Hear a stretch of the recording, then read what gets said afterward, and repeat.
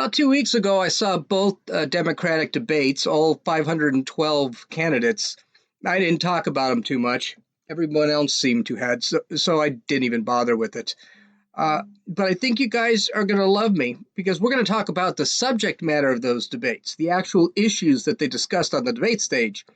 That mean that means I had to actually listen to another 6 hours of the most boring, irrelevant crap that nobody in the country is going to actually accept. But I'm trying to be a podcaster, so you got to do what you got to do. Let's have some fun. This is Gene, and you're listening to Dumbasses Talking Politics. I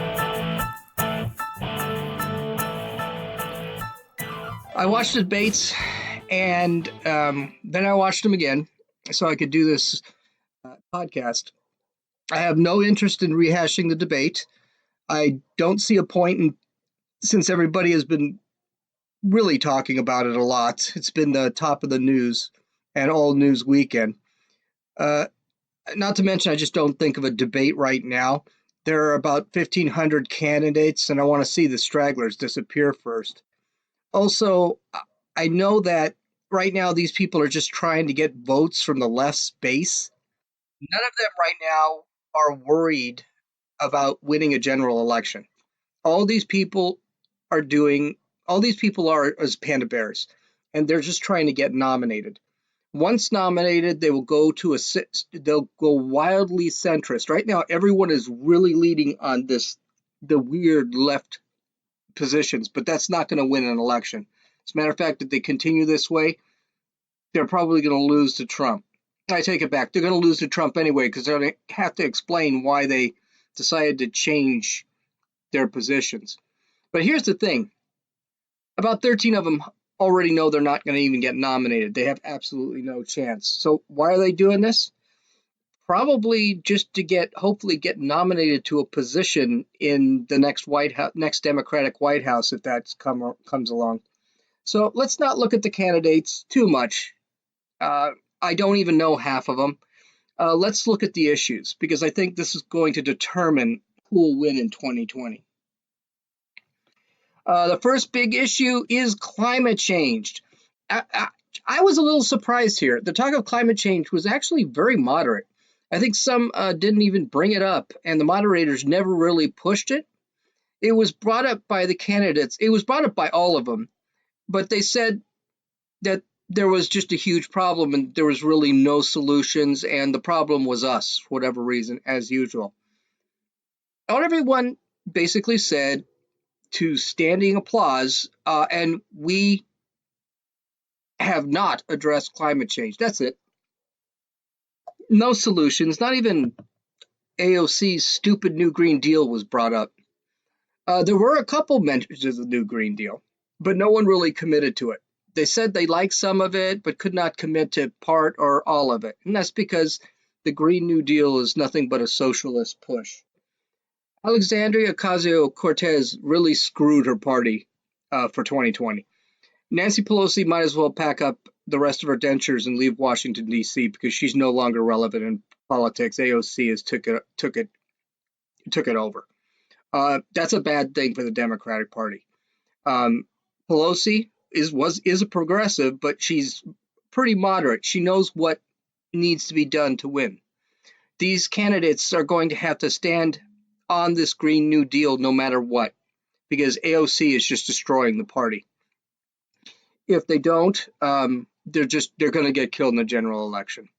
Unfortunately for them, science and economics are on the side of Trump when it comes to this climate change argument. According to NASA, the average temperature has gone up 0.8 degrees in the last 100 years. That is a far cry from the 3 degrees, from 2.5 to 3 degrees that they were telling us in the 70s was already happening, and it's not. Hey, listen, I'm an old guy. I'm 50 some odd years old. I've been hearing about the climate change since the 70s, and it's always 10, 12 years. We're all going to die. It happened in the 70s. It happened in the 90s. It happened now it's happening again. It seems like it's just not a fresh take anymore.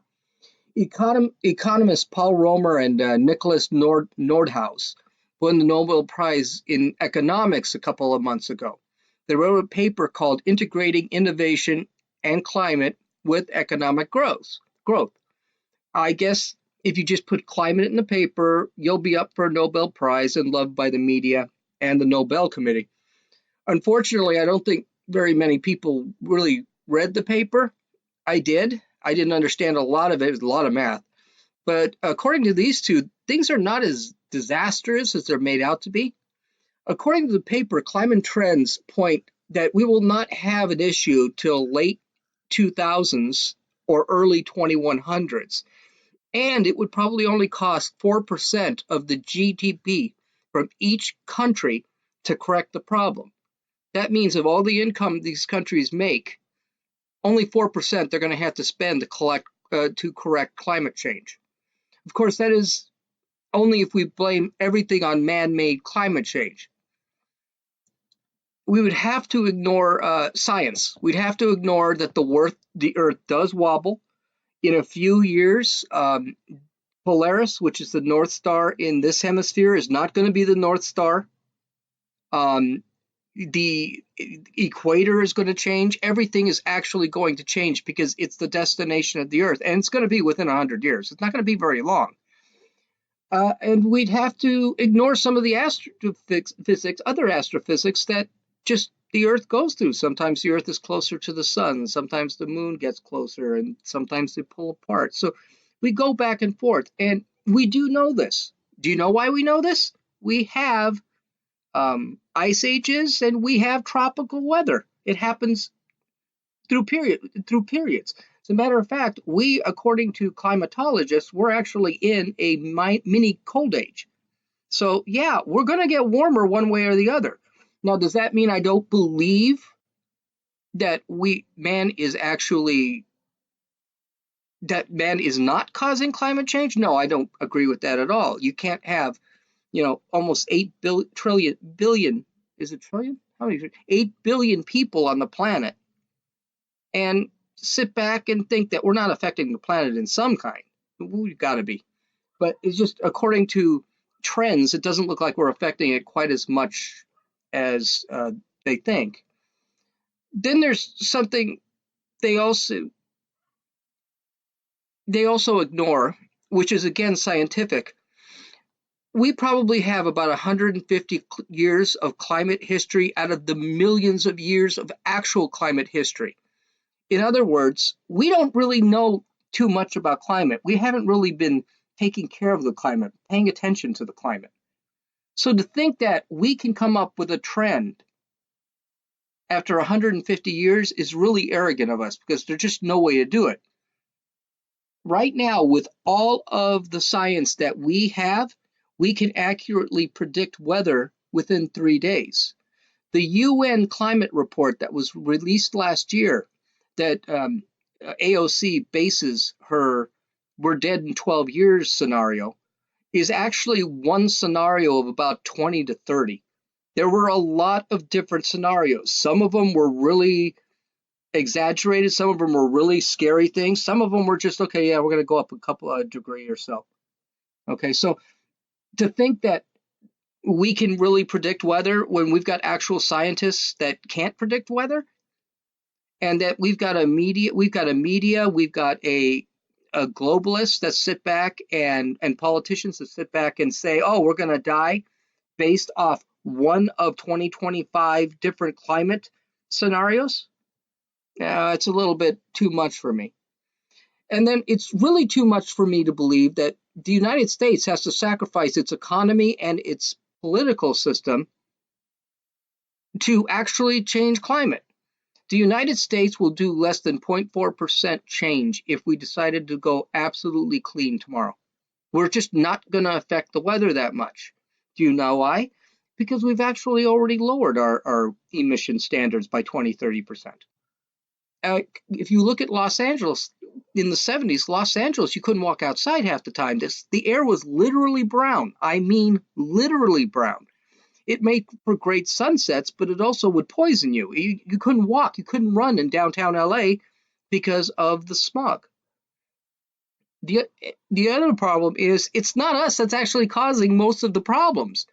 I believe we are third as far as climate emissions, bad emissions.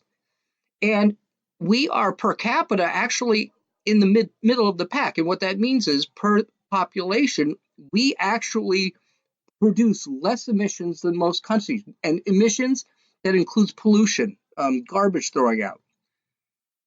Countries like India, China, and a bunch of the African countries, including countries like Ethiopia and Kenya, they actually create, Nigeria is another one, they actually create a lot of pollution. And their economies are dependent on creating that pollution. Our curbing our emissions is going to mean absolutely nothing if nobody else in the world actually curbs their emissions. And then there's the most asinine thing in the world with this Green New Deal. The Green New Deal will cost $93 trillion over 10 years. That's going to be a huge increase on taxes. And if we read the Green New Deal, AOC wants to nationalize everything. She wants to nationalize it not because of she doesn't want to nationalize it because of climate. She wants to nationalize everything for social justice, which makes you ask yourself, what does social justice have to do with the weather? We know this for sure because AOC's chief of staff, he's got a really long Indian name, I can't pronounce it, I'm not even going to try, actually admitted that this Green New Deal thing has nothing to do with climate. It has to do with implementing socialism within the country. So I tell you what, all 40 of these guys want to, or however many there are, I think there were like 25 on the debate stage. You go for that Green New Deal thing.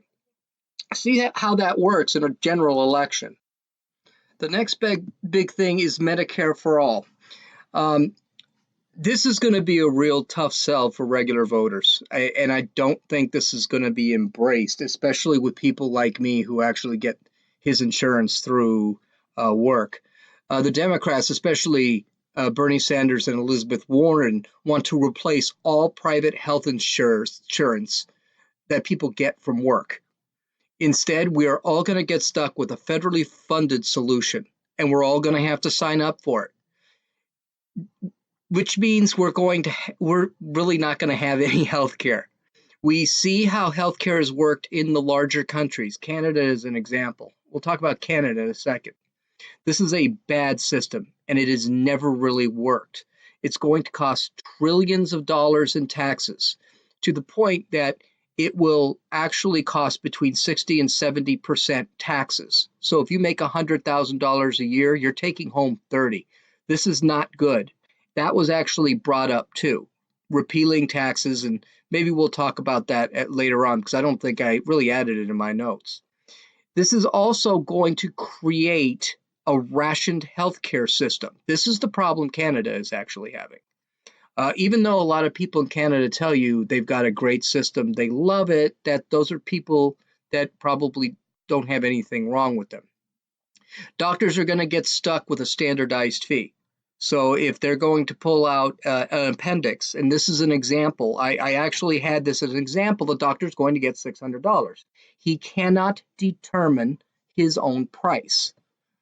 This is going to discourage people who are very qualified from actually going out and getting doctorate degrees. Here's the thing, universal health care or any other government service just doesn't work because the government sucks at everything, and they are going to suck at healthcare. Look at how the government sucked when they had to deal with the VA hospitals. You're talking a fraction of the people needed to be taken care of at the VA, and the government couldn't take care of that. People were dying because they couldn't see a doctor in a timely fashion. Why? Doctors do not want to actually become doctors. They don't want to work for the VA. They don't get paid. So you end up with some new doctor who will work the minimum he has to and won't step out of his way. You don't have that in a private insurance because the doctor determines how much he's making. The doctor will make sure he knows what he's doing. The doctor will charge his own fee. Quality of work and the amount of work will determine his success. In a socialized system, and I call it a socialized system, but a public system, There is none of that quality. There's no need for any of that. In Canada, universal health care program is rationed. You will not get to see a doctor right away when one is needed, and the service is really bad. The public administrators will even recommend to patients that they get some sort of supplemental insurance so that they can go see a private doctor. And yes, Canada does have private doctors. There is a great video from Steven Crowder. I think this is an older video. This must have been 7, 8 years ago. Who was born in Canada, became a United States citizen. He did an undercover investigation about the Canadian healthcare, where he actually went in and tried to go see a doctor. You can actually look at the video either on YouTube by typing in Steven Crowder Healthcare, or you can go to my site at www.dumbasses.talkingpolitics.com and take a look at the video. It's actually on the website.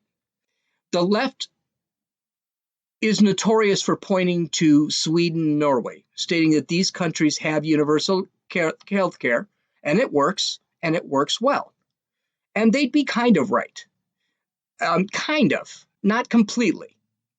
They do have panels in Sweden and Norway that will approve certain health treatments and procedures. So if one has a very rare type of cancer, and it's going to cost a tremendous amount of money to actually cure that cancer, anything they do has to be approved. Any treatment that goes outside the norm has to be approved. And good luck with this. These are what's known as the death panels you keep hearing about in socialized medicine. It's a kind of an extreme term, but it does exist. They actually do have a panel of administrators in Norway and Sweden that determines what health care the citizens get. The other issue with sitting back and embracing the socialized medicine in Norway and Sweden and the other Nordic countries is the population. Sweden has just under 10 million and Norway has just over 5 million, and they're all the same. All the people are the same. There's no diversity over there. They're all white, they all have blonde hair, they all have blue eyes. There's really not much of a difference between them. The United States has a very diverse population and has 330 million citizens, and anywhere between 15 and 40 million illegal aliens. And that doesn't matter with universal health care. They'll take care of whoever. That's that patient's Bill of Rights thing. Oh, yeah. It will also cost about $7 trillion a year to implement this kind of $7 trillion a year to implement this kind of socialized medicine. That is going to require that huge tax increase. Right now, I pay about 24% taxes. I don't know how I survive if my taxes go up to 60 to 70%. Yeah, good luck with that. And I'm pretty sure Trump's going to have a couple of answers to that. So the next big talk was socialism. Let me, this is going to be one of my shorter entries. No, not going to happen. Socialism is not going to be embraced in this country. The left, no one wants socialism except for the left, and the left is a minority of people. Here's the thing. Here's how this works. Right now, the base is who's going to vote for the primary, which means for the right, it's going to be the conservatives and the evangelicals. They're going to be voting, and the alt-right. And the alt-right kind of goes a mix. Sometimes they're left, sometimes they're right. It just kind of depends. The middle right, the centrists, and the middle left are not going to vote in the primaries. They typically don't. When we get to a general election, anyone that's been touting socialism is going to have to go centrist on the socialism issue, because capitalism it's been working for hundreds of years, and it's been working while it's been beaten up by left-wing presidents and congresses. And socialism leads nothing to poverty, suffering, death, and tyranny. Democrats want to lose the next election. keep pushing socialism, because all Trump's going to do is say, look at Venezuela, look at Cuba, look what's happening in Brazil. Brazil is going so. Actually, Brazil just got a right of center president. Socialism just never works. Gun control. This is the next one. And I'm a little passionate about gun control. This is going to be a tougher one for Republicans. Not only do leftists support gun control, but so do liberals. A lot of left of center liberals, and these are centrist liberals, believe our gun laws are a little too loose. I don't agree with that, and I'll explain it in a few minutes. With electronic media plaguing the world, we hear about every bit of violence, no matter what the story is, or if we even have the complete story, and we all run onto social media and start politicizing the story immediately. This is bad. I mean, half the time, and nobody sits and points to the person that may have committed the crime. They only point to the gun, like the gun is going to jump up and bite somebody. And I got to tell you something. I've had a gun for 25 years. It's never shot. I've never shot anyone. No one's ever shot me with it. And it's never gotten up out of its case and started shooting at me. It just doesn't happen like that.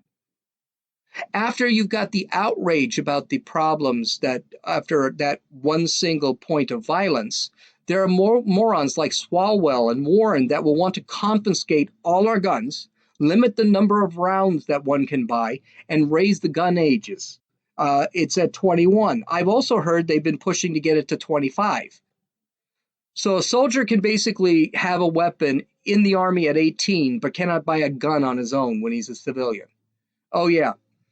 And here's another thing. It's the lies that people tell us, that the left tells us when it comes to gun control. First off, we do have background checks. Even if a father wants to give a son a gun, we have to, well, no, I'm sorry, I'm thinking and not talking, but we already do have background checks. It checks your legal status. It checks your criminal activity, including domestic violence. Domestic violence, automatically you will not be able to have a gun, and the government will have to go in and take your guns away. If you have a restraining order, you do not have any gun rights, you cannot buy a gun. If you have been mentally incapacitated in any way, you cannot buy a gun. And then all of that is thrown through a background check, and then you can get your gun 7 days to 2 weeks later. Now, that does apply only to handguns. It doesn't apply to AR-15s and things like that. But they are there. What liberals want is, they keep saying, we want more comprehensive background checks. Well, here's the problem. I would like one liberal to tell me, what is a comprehensive background check? Define a comprehensive background check. How much comprehensive can these background checks get? You have to give your social security number. You have to get this. Now, one thing I'm not against is licensing. If you have to get a license for a gun, you have to actually, in order to own guns, you have to get a license. I don't necessarily mind that, or you have to take a safety course, not necessarily a license, because you can't do anything with a gun once you have it, especially in states like California. I could get a license for a gun. I don't want a license in California. I can't carry the gun. So what's the point? There are going to be some huge problems for the Democrats, though. Gun control is not exactly a winning issue for them. First off, most of the country doesn't believe in gun control. It doesn't believe in restricting the rights for guns. Even some of the liberal states like Vermont, Massachusetts, and Colorado are against gun limits or some heavy-handed gun control. Okay, limiting bullets, limiting types of guns they can carry. In fact, 38 of the 50 states believe in gun rights. You've got the wacko states like California and New York that are really, and Washington and Oregon and Hawaii that are really against gun rights, but they are very much in a minority. And unlike those 5 states, I can't think of another state that is just like, no, we want complete gun banishment. New Jersey's another one. They don't like guns. That's why the Second Amendment has never been seriously challenged with a repeal. It's never going to get out of Congress, ever. We already have those stringent background checks, as I've said. Um, oh, yeah, I forgot. Military history. If you were in the military and you had a dishonorable discharge, you don't qualify to have a gun. There's something else. I mean, the the background checks are pretty thorough. So there's no reason to really fear that these background checks are not any good. And you definitely can't say these gun regulations aren't there. They're non-existent. They're there. There's nothing to worry about. And by the way, if we make it criminal to have a gun, only criminals will have guns. It's a cliche, I know, but it's true. I would even go so far as to say those gun-free zones are basically inviting criminals, because criminals who decide they want to go shoot people, they're going to find a zone where they're not going to be challenged and they can start shooting people. I am not against armed security guards in schools. I am not against teachers who are trained and allowed to carry weapons in schools.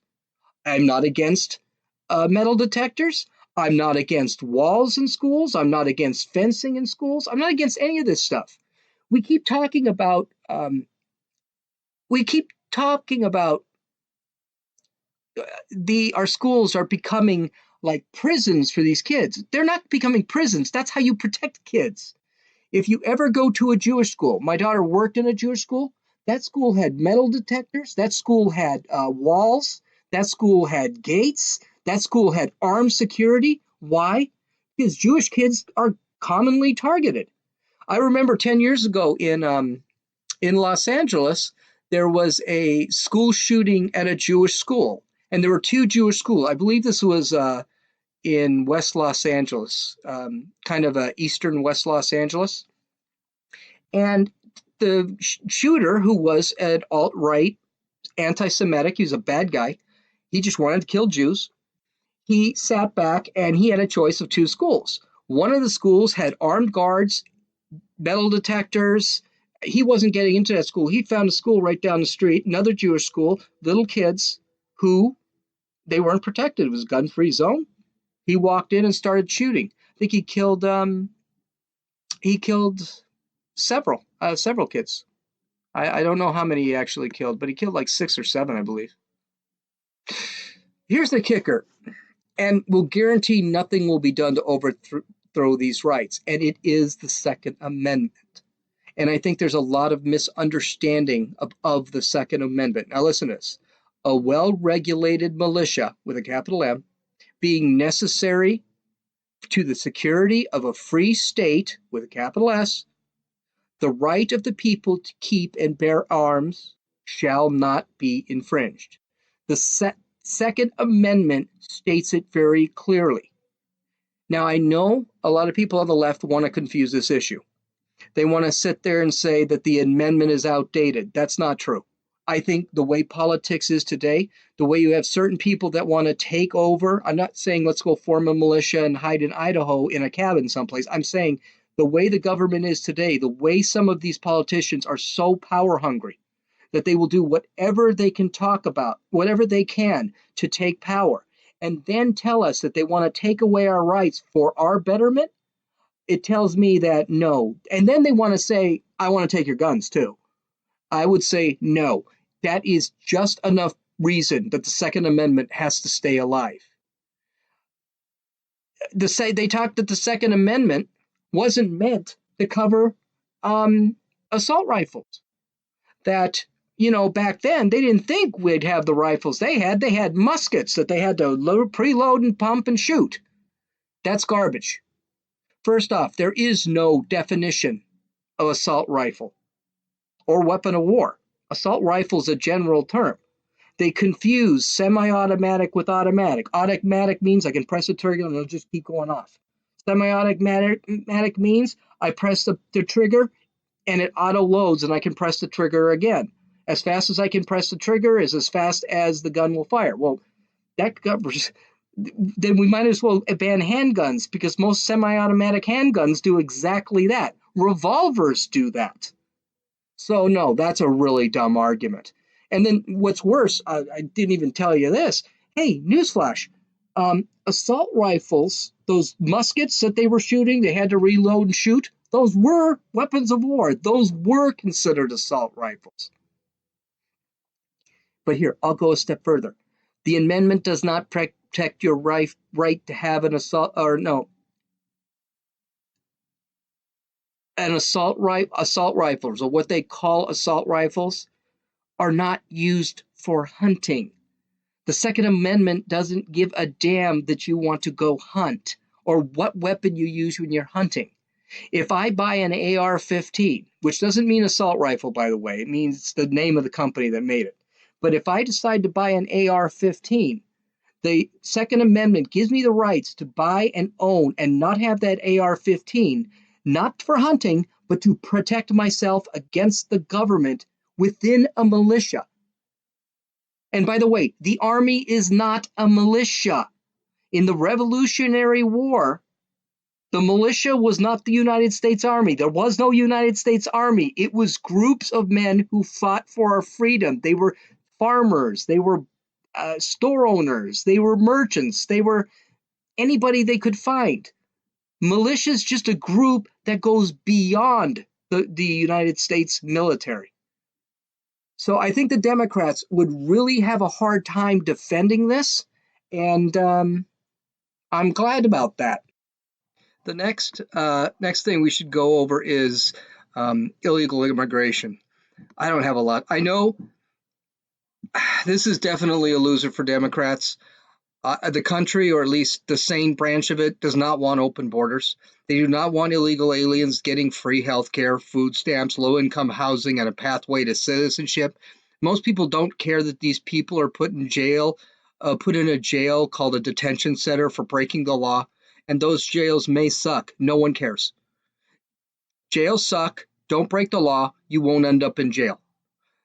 This loser for Democrats, and we are going to see them turn right away after the primaries. They will not stick to this.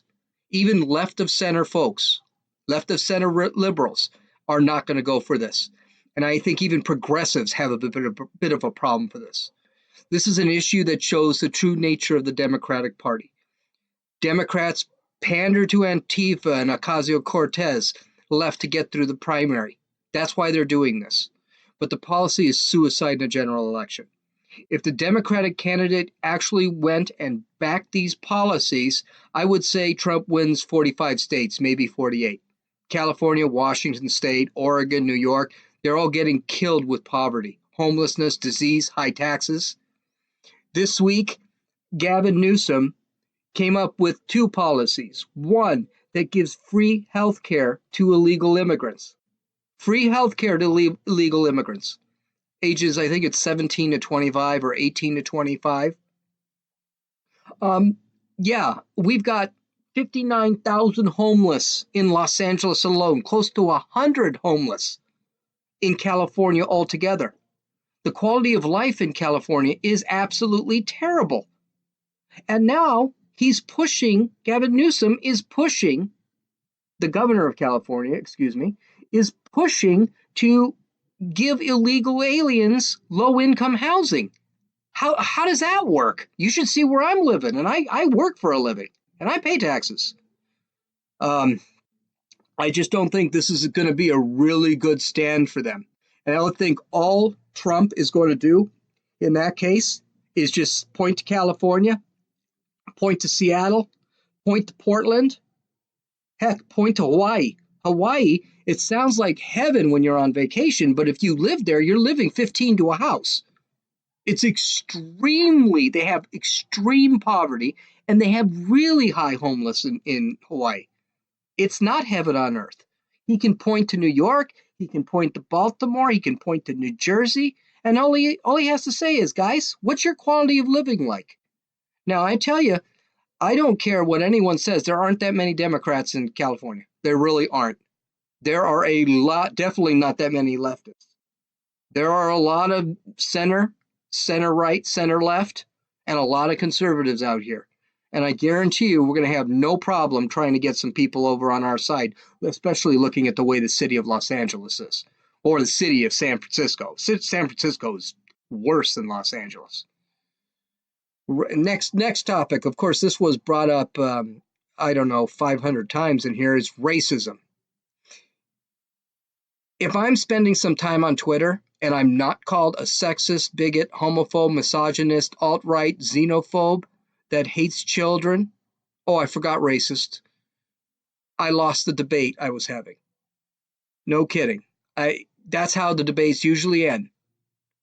I'm called something. I was called a racist. I was called a racist 3 times today. I was called a white supremacist once. I literally posted seven or eight tweets. I work, so I can't post them all day. Uh, I mean, seriously, misogynist? That's a clinical term. If you're a misogynist, you're like a serial killer. You are an absolutely insane person. Trump, when it comes to sex, when it comes to women and how you treat women. By the way, Trump kind of is a misogynist. Let's call it what it is. He's definitely a sexist, but you know what I mean. Okay. Anything that ends with phobe means you also have a mental problem. These are extreme terms. It gets bad when I'm called a homophobe, xenophobe, racist, bigot, and I don't care. These terms have been overused. They have been used for everything, as you'll hear tomorrow in tomorrow's podcast. And I hold it personally as a badge of honor because it tells me I won the debate. You already know that. We had that discussion. I think I spent an entire podcast on it. Okay, now here come the big ones, and let's talk about abortion. This has become another real hot point for Democrats, and things are not working out the way they thought they would. Their views are beginning to bury them. And it all started with this stupid statement by Ralph Northam on some podcast. The infant would be kept comfortable. The infant would be resuscitated if that's what the mother and the family desired. That is Ralph Northam, the governor of Virginia, describing how a doctor would handle a botched abortion. Before this, Democrats never really bought any of that stuff. Okay? It was supposed to be legal, safe, and rare. And now they've gotten to the point it should be anytime, anyone, anywhere. I don't know how you win this argument. Their position, which was tolerated to the right until now, is now seen as a form of genocide. It is a form of murder.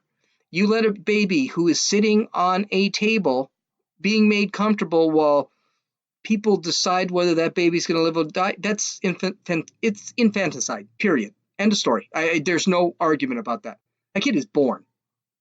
But this started the left's angst for, oh, well, you can have an abortion up to the time the baby's in the birth canal. I don't understand. What is the difference between killing a baby 3 days before it's born and killing a baby 3 days after it was born? Can anyone tell me the difference? Hey, that baby 3 days can be pulled out of the mother, no problem. It's going to survive. But they're talking that baby can be in the birth canal and they can kill it. This is just right, and it's impossible to keep a neutral position on it when you just. I think it's hard to keep a neutral position when someone's killing a baby at 24 weeks. A baby at 24 weeks has fingers, eyes, toes, heartbeat, blood, lungs. Baby's just really small. It's a completely different baby. I know I've had a podcast on this, so I'm not going to go into the debate on it, but I think this is going to be a real hard sell. And the other thing is, where's the limit? Now you're saying it's okay to kill a baby that has been born because of an botched abortion. It's still okay. What's the limit? Are we going to have 80 week abortions? And I don't. This extreme will get a candidate past the primary once again, but sticking to it's not going to get someone elected in general election. It's going to seem just way too extreme. And these guys can change the wording all they want. They can call it women's reproductive health. They can call it women's health care. all they want. It's not. It's abortion. Women's health care is get an IUD, get birth control pills, get a mammogram, get a pap smear. That is actual women's health care. Reproductive rights. You have the right to get a IUD. You have the right to get birth control pills. You have the right to tell your partner to get a condom. You do not have a right to kill another human being ever. It's just not right. Okay, even though I'm getting hot on it, that's all I'll bring up with that. And then here's another one, and this was huge. Free college. I love this. I was a pretty smart kid when I went to school. I wanted to go to UCLA or UC Berkeley, and I wanted to study English, but I didn't. I flat out couldn't afford it. I had a family. I had to work full time. The traveling was going to be difficult. The schools were just way too expensive. So I went to Cal State Northridge. After I graduated, I wanted to go to law school. Again, I didn't because I had 2 kids and a wife, and I couldn't work. Law school's difficult, and I couldn't afford the $200,000 in tuition, which is what the school would have cost me after I graduated. I took a teaching job. I took a job teaching computer networking, got paid well, sharpened my skills, and now I have a career as a computer systems administrator. I get paid well. I like the job. I'm secure in my job. I worked full time. I'm proud of my degree. I paid for my degree. I paid for my books. Paid for paid off any loans that I might have had to take out. Worked hard, and I have the degree I never used until now when I do my writing and my podcasting. Well, of course, the Democrats don't look at it that way. I guess people aren't supposed to work anymore. People aren't supposed to pay their debts anymore. Just listen to AOC talk about free college, and this was just last week. This moment when I was in college, and I was mentoring this young woman. Her name was Andrea. She was about 3 or 4 years younger than me. But I was about 19 years old, and she was in high school. And she had gotten into all of these prestigious universities, but she was given no student loan assistance, she was given no scholarships. All of her student aid was presented to her in the form of loans. And she came from a solid middle-class family. She was not exceedingly wealthy. And so she got into her dream college, but her dream college offered her no scholarships, just loans. And she truly felt, at 16, 17 years old, she felt that the decision of college was so important that she felt that she needed to consider taking on $250,000 worth of debt to go to college. And she's 17 years old, and here I am calling her from my dormitory, a 19-year-old consulting a 17-year-old about a $250,000 loan debt situation. And I think that in and of itself illustrates the absurdity of our education financing system. And I will be completely honest, I will disclose my personal stake in this fight because I have student loans too. And I think it's so funny. A year ago, I was waiting tables in a restaurant, and it was literally easier for me to become the youngest woman in American history elected to Congress than it is to pay off my student loan debt. So that should tell you everything. Yeah, AOC, it does tell us everything. God, she's so dumb. This speech by itself proves that she should not be a government official. Bad language alert. Fuck you, AOC, and fuck your loans. I swear, this gal makes me so angry. Let me point out a couple of things. One, and then about her little diatribe. First off, I just pray one thing. I hope Andrea did not spend $250,000 a year in high school. just because a 19-year-old decided to tell a 17-year-old to take $250,000 out on loans, what kind of brain, what was she thinking?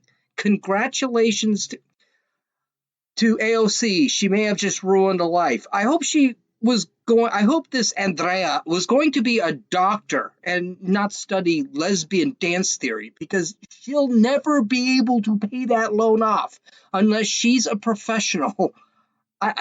And first off, what's school? $250,000 a year? It's not that much at Harvard. Where did she get accepted to? I don't know. First off, just AOC is just so annoying, such a liar, such an exaggerator. But that's not the worst of it. Yeah, it is pretty bad though. AOC might have told that gal to buy herself a Rolls Royce she always wanted. God, it's so dumb. School is so overrated. This is the stupidest thing I ever heard. College taught me fiscal responsibility. It taught me logic. It taught me the value of hard work. I had to pay off my school. I had to buy my books, and I had to work full time. While I had kids, I would literally work from 5 o'clock in the morning till 3 o'clock. Then I would drive an hour to Cal State Northridge, and I would go to school from about, I think it was 5 to 10 every 2 to 3 days a week. I don't understand why people don't understand. Well, that's why I have the work ethic I have today. That's why, like today, I can go to work from 6 to 3, come home, write out my script, get ready to post this on the internet, and then sit back and do a podcast. And then probably after that, I'm going to spend an hour writing. I've got a good work ethic, and that was all from what I did to earn my degree. It was hard. It's supposed to be hard. That's college. But the thing is, her little speech is that she has school loan debt, and she's having trouble paying. She's a United States congressman.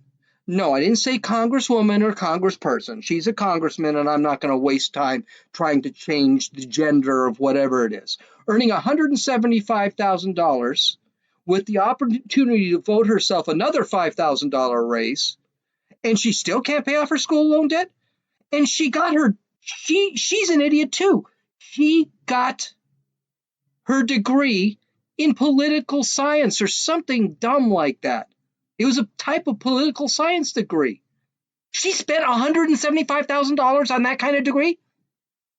Why don't you spend 2 years in a community college, then go to school and do something valuable? But see, this is the proof. What AOC did, she spent $175,000 a year, and this is the $175,000, and now she's making $175,000. She can actually pay that back. Andrea, there's a good chance she's not going to be able to pay that back. And she just told that gal, unless Andrea is a lawyer or a doctor or or a scientist or an astrophysicist or something. See, we don't hear any of that stuff. Well, with AOC having so much problem paying off her school debt, it makes me wonder, at $175,000 a year, soon to be $180,000 a year salary, it makes me wonder, I'm supposed to trust her running the economy. Now, she's been a congressman for, 6 months now? She hasn't done dick with it. She hasn't done anything. She hasn't passed any laws. She's done absolutely nothing, which is probably going to cost her candidacy in the 2020 election, because she's already getting challenged. I don't trust her. This is why I keep saying, watch this gal. She is no good. She should be kicked out of Congress just because of that stupid speech. She's fiscally irresponsible. And her idea, the Green New Deal, proves that. But listen, hey, let's kill all college debt. It will cost $4 trillion right now. It will probably cost us $2 trillion a year. It's not sustainable. We can't do that. I mean, then you add $9 trillion a year for healthcare. I mean, Lord, we should spend more time teaching our kids to be fiscally responsible and there are consequences. You take out a lot of loans, well, you're going to have to pay those loans off. That's a consequence. We keep hiding our kids from consequences. This just is no good. Not to mention, once we start giving free loans for school, I mean, what's next? Are we going to start paying off credit card debt? Are we going to start paying off car debts that can't be paid? Are we going to start paying mortgages off? It's just a really, really bad idea. I wasn't planning to actually give any sound bites for the debate, but then I saw the debates again, and I was just I actually, if I really wanted to search through and cut out sound bites, I could have. But I got a job. I work for a living, so I didn't have the chance. The insanity, the general insanity of these people is just incredible. Oh my God. There are several people who should have lost their shot at becoming a president after some of their answers. Ben Shapiro, I love him. Daily Wire, I subscribe. You should subscribe. A lot of my material comes from two places. One is the Daily Wire. The other is HuffPo. Don't ask. HuffPo is just, for me, it's just the funniest thing, but I try and get from both sides. Ben Shapiro said it best. All the Democrats have to do to win against Trump, who is probably one of the most unlikable presidents that in history, okay, is not be crazy. I'm paraphrasing it. That's why I didn't do the air quotes thing. Well, there was some crazy on the stage. And it was really funny. Have you ever said something or done something that at the time you thought was really clever, but then you think about it 10 minutes after you do it and you realize, oh my God, I can't believe I just did that? Well, that's Robert Francis O'Rourke. Oh, I'm sorry, dude. I mean, dude, Beto O'Rourke. So Beto was asked a question. With such a strong economy, what would you actually do? What changes would you make? Or would you be afraid that some of your changes might hurt that economy? What would you do? And here was his answer. And when I say here is his answer, I mean, here he is guffawing right through. This was a word diarrhea. There's nothing else to describe it. But you could only understand half of them. This economy has got to work for everyone. And right now we know that it isn't. And it's going to take all of us coming together to make sure that it does. Necesitamos incluir cada persona en el éxito de esta economía. Pero si queremos hacer eso, necesitamos incluir cada persona en nuestra democracia. Cada votante necesitamos la representación y cada voz necesitamos escuchar. Right now, we have a system that favors those who can pay for access and outcomes. That's how you explain an economy that is rigged to corporations and to the very wealthiest. A $2 trillion tax cut that favored corporations while they were sitting on record piles of cash, and the very wealthiest in this country at a time of historic wealth inequality. A new democracy that is revived because we returned power to the people, no PACs, no gerrymandering, automatic and same-day voter registration to bring in more voters, and a new Voting Rights Act to get rid of the barriers that are in place now. That's how we each have a voice in our democracy and make this economy work for everybody. That's time, sir. I'll give you 10 seconds to answer. If you want to answer the direct question, would you support a 70% individual marginal tax rate? Yes, no, or pass? I would support a tax rate and a tax code that is fair to everyone. Tax capital 70%? At the same rate that you tax ordinary income. Take that corporate tax rate up to 28%. You would generate the revenues you need to pay for the programs we're talking about. That's time. Thank you. Beto, I think you're probably done, dude. Get back on that skateboard, wear that piggy costume, and do your punk rock performance again, because you are done. What a terrible ad. Well, first off, I need to take. I know I played the entire 9 minutes of the thing, but it just all the crap that came out of his mouth, and he never answered the question. And the gal who was moderating basically called him out on it, and he never would answer it. I personally would have said, "Okay, you don't want to answer the question. Okay, I'll go to someone else." Um, 30 seconds of it was in the worst Spanish you could ever hear. I sound more Mexican than that guy does. I guess Robert Francis needs to work on his Spanish. Maybe go back to high school and take a second year of Spanish in high school. But what was really funny is just he never answered the question. He would not answer the question. I I swear, just a word salad. How you go a minute 9 with just talking and making no sense. I'm sure he probably had to use the restroom during the next break to get the pee off of his pants. That poor guy. But here's the thing. He was not the craziest or dumbest. Well, no, hold on. Beto started a wave in that whole thing. At that point, you had Juan Garcia. I don't know what his last name is. I'd never heard of the guy before. Juan Castro, that was his name. Juan Castro, who's a real Mexican, sat there, and then he decided he had to answer Spanish. And then that real Mexican in there, Cory Booker, he also had to speak in Spanish. Here's the thing. Well, of course, Castro speaks really good Spanish. He's Mexican. He speaks Spanish.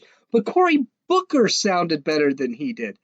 And what was funny is the face on Cory Booker when Beto started speaking in Spanish. Oh, that would be worth just watching. Go to YouTube and watch it because they've got it all over the internet. Cory Booker giving him the stink eye. Oh, it was great. But that was not the craziest. The craziest was, quote, writer, end quote. And I give her quotes. She does have several books, and I'm sure 8 or 9 people read them. They're new age books. They're about all this love, peace, all this crap. Marianne Williamson. She had like 3 questions all night. No one is taking this chick seriously at all, which is a shame. I wish she would. I hope she makes the next debate stage because she was the most awesome of the group. But it was just an awesome question. And you could tell this chick is absolutely crazy. So let's listen to Marianne Williamson. Sorry we haven't talked more tonight about how we're going to beat Donald Trump. I have an idea about Donald Trump.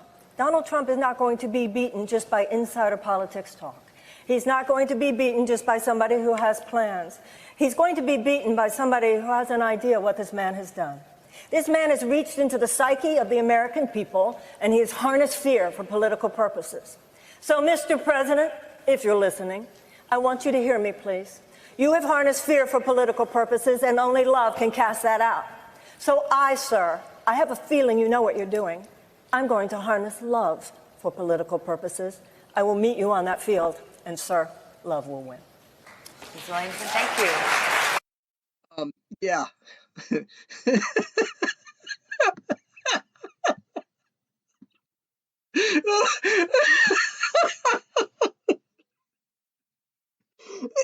Oh, yeah. Love will do it all right. I'm sure the Iranians and the Russians are just can't wait for love. I mean, this gal is out, but awesome. I hope she gets the nomination. I mean, she's got a snowball chance in hell. Even the audience was kind of like, okay. Can you imagine her in a debate with Trump? What else say to her? I can't imagine the funny nicknames he'd come up with. I mean, Sanitarium Mary, Mad Mary, Mental Case Mary, Weird Williamson. Can you imagine the stuff Trump could come up with this gal? I'm surprised he hasn't just for fun. I mean, with his tweeting, he's been on fire. He's been having a lot of fun tweeting all this stuff.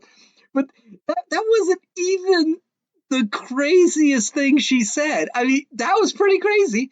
But there was another question where they sat back and they asked her, what will be the first thing you do when you become president, she said she'd call the prime minister in New Zealand because she liked the way that she loved the kids. I was just like, what? Okay, this may be the first card podcast where you have the author actually has a heart attack right on. I just hope if I have a heart attack, I get it uploaded first so that it will go viral, maybe. Um, oh, she was fantastic. And there was another one. I mean, so much fun stuff. And I didn't put this in. I maybe I should have, but I would have. It when they asked by Joe Biden the same question. They asked him, "What's the first thing you're going to do when you become president?" He said, "Defeat Donald Trump." I'm telling you, these guys were absolutely freaking hysterical. You can watch some of the videos on my website at www.dumbassestalkingpolitics.com. They're adorable. So who won the debate? Well, these people look really insane. I'm sorry, they did. They just look like they were not in touch at all. The Democratic base has gone so far left, like 75% of the people who actually watch this are like, what WTF? I can't say the F word again. It's a one-time podcast thing. There is on the first night, I honestly had to say I give it to Cory Booker. I think Cory Booker won it. Elizabeth Warren really did a good job in the first half, but not so hot in the second half. So I would say she came in third, and Buttigieg, whatever Buttigieg's first name is, he came in second. But his poll numbers look like they're about 5%, so I think he's not far from being done. In the second debate, Kamala Harris sounded like an ass. I mean, she attacked Joe Biden and really just face planted Joe Biden. She really did kill him that night. So I think she probably won that debate. I'm sorry, Buttigieg was in the second debate. Buttigieg actually came in second in that debate. So first debate would have been Booker, second debate would have been Warren, or second place would have been Warren, though that was just a lackluster debate. It was just really boring. I would say Mary Williamson and Tulsi Gabbard actually looked good in the first debate too, because they were both. Williamson, just everyone was looking her up to see who the hell is this broad. But Tulsi Gabbard actually was really strong in that debate. She did pretty good. So I would give the first debate, I would have to give it to Booker. Second would be Warren. Third would be Tulsi Gabbard. And fourth would be Mariana Williams, just because I can't give her anything less. In the second debate, it would definitely be Tulsi Gabbard, or not Tulsi Gabbard. I get confused now. I should actually have written this stuff down. The second debate, which was like the big stage debate that had Bernie Sanders, Joe Biden, Kamala Harris. Kamala Harris won that debate cold. That wasn't even close. Kamala Harris killed everybody in that debate. And that doesn't mean she was good, but she had some really well-placed attacks. Pete Buttigieg, whatever his name is, whatever. He came in second. He was very strong. The two losers in that group, because I don't think there was a third and fourth. I just don't think there was anyone that really stood out. The losers were Bernie Sanders and Joe Biden. Joe Biden possibly came up last. He looked absolutely terrible. And I would say that Bernie Sanders probably finished third or fourth. But the problem is I just can't be thrilled with Bernie Sanders because every time he talks, he just looks insane. So if you combine the two debates, all 24 people who won, Donald Trump, he won it. These guys are all so far to the left, that they can't be taken serious. As a matter of fact, the president actually live tweeted during this debate, and he got more attention for his tweeting than the debate did. And while he's doing it, he actually was live tweeting memes and it was really funny. It was a good night. But the Democrats look bad. 75% of the population are going to think these guys are nuts and taking them down the wrong road, as they're already seeing. Polls right now, it's been 2 weeks. Trump's caught up with them all. You might remember 2 to 3 weeks ago, Trump was 10 points down on every one of them. Now he's even on everybody. They just all look like they were inauthentic, and they all look like they were lying, and they all look like they were going to change their minds.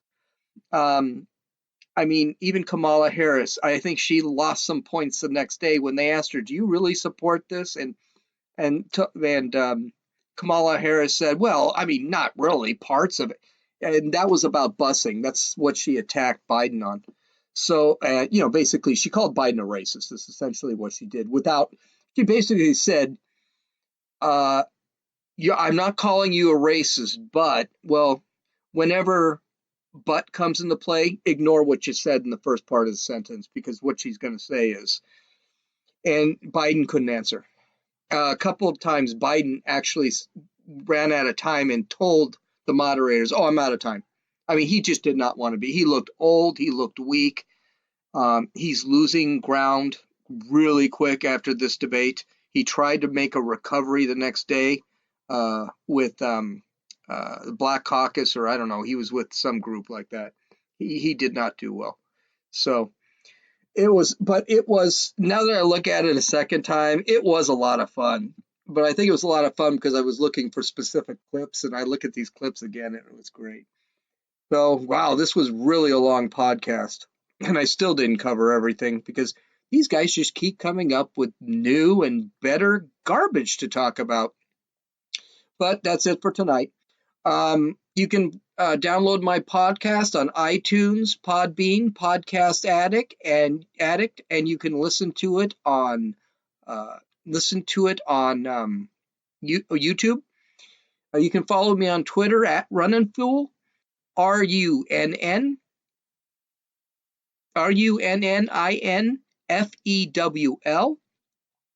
And you can visit my website. I will have basically an essay plus all of the videos that I couldn't play, and some of the videos that I took sound bites from. They actually have the full videos at www.dumbassestalkingpolitics.com. This is Gene, and you've listened to Dumbasses Talking Politics.